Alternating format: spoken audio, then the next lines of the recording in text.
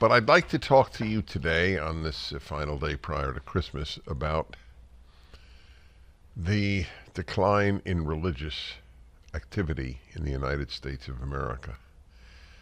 Fewer Americans attend church weekly than at any time in American history. I pointed out to my fellow Jews that when Americans went to church, Jews were more secure. The Judeo-Christian America that we've had, if you want to call it Christian America, it was in values Judeo-Christian, and it's part of the reason America's Christianity was so much more pro-Jewish than Europe's Christianity historically, because that was not nearly as Judeo-based as the American Christianity. You just read the founding fathers on, quote unquote, the Hebrews or the Israelites. Thomas Jefferson and Benjamin Franklin, neither of whom were Trinitarian Christians, designed a great seal of the United States of America. You can see it on the internet. And the seal depicts the Israelites, Hebrews, Jews, whatever term you wish to use, leaving Egypt, being guided at night by a pillar of fire. And to think that two of the least doctrinally Christian founders were so steeped in the Hebrew Bible is an idea of how much this was a Judeo-Christian country. And there is not a single positive aspect to the decline in religious activity and faith in the United States. Notice I put activity before faith because I am more action-oriented. Whatever people's doubts with regard to faith, going to church each week was more important, in my view, not in everybody's, than how much they believed. I judge people by their behavior rather than by their theology or level of faith. So I want to talk to you today about that decline. I'll bet virtually every one of you who is religious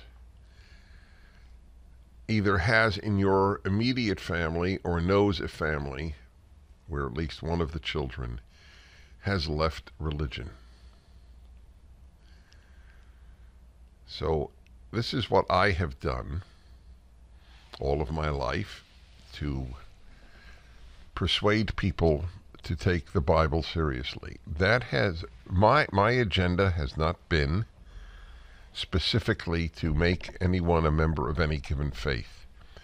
How people express their biblical-based beliefs is, from my perspective, their business. My business is to get them to take biblical beliefs and values seriously.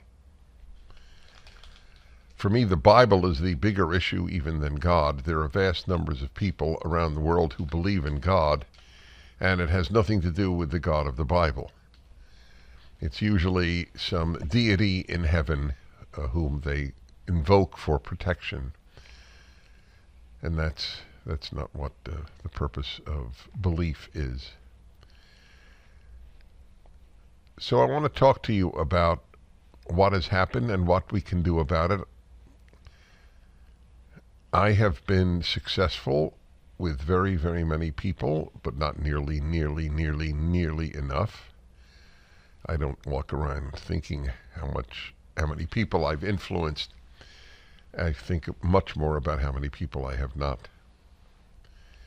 But I know how to influence some people, at least. And let me give you my methodology, and you are free, indeed welcome, to react and to give your own testimony to some alienated child that you might have. So my approach, first of all, has been entirely toward the intellect. I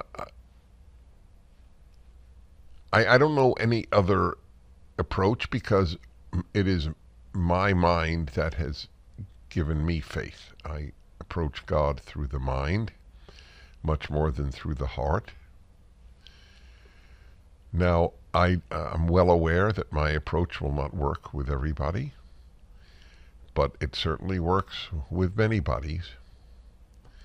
An appeal to the mind, because many people in the modern age use their mind to reject God, the Bible, etc.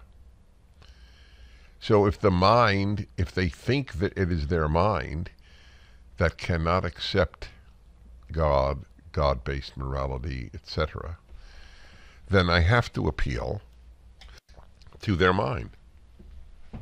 If the mind is the source of the rejection, then the mind has to be approached, right? So the number one in my approach to having people take religion, specifically the Bible, seriously, is through the intellect. That's why I title my biblical commentary. 3 out of 5 volumes are out. The 4th volume is coming out next year. The first 5 books, because they're the basis of everything else. Everything, and everything. It's called the Torah, and I call it the rational Bible, because I use reason to make the case for why it is the greatest work ever written, and is transformative if you take its values seriously. From the beginning, from the very first sentence. In the beginning, God created the heavens and the earth. The amount that is stated in that sentence is astonishing. It didn't all come about on its own.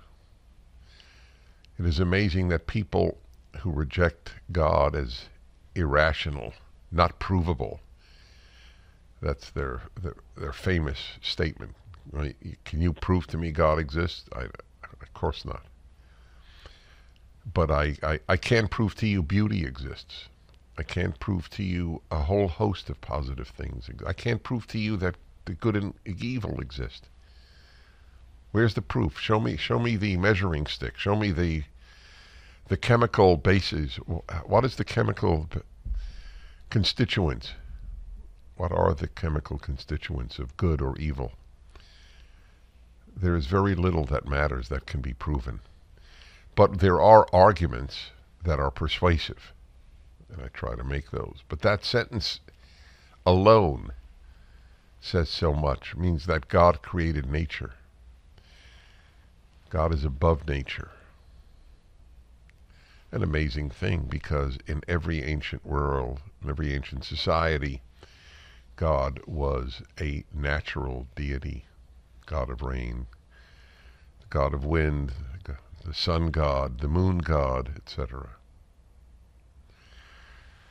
So the first thing I have done, and many people have not done, in trying to make the case, and I don't blame them at all, they don't know how. You can't do what you don't know how to do. But my first approach is through the mind, through the intellect, and it is about the truths, the moral and theological truths that emanate from the Bible.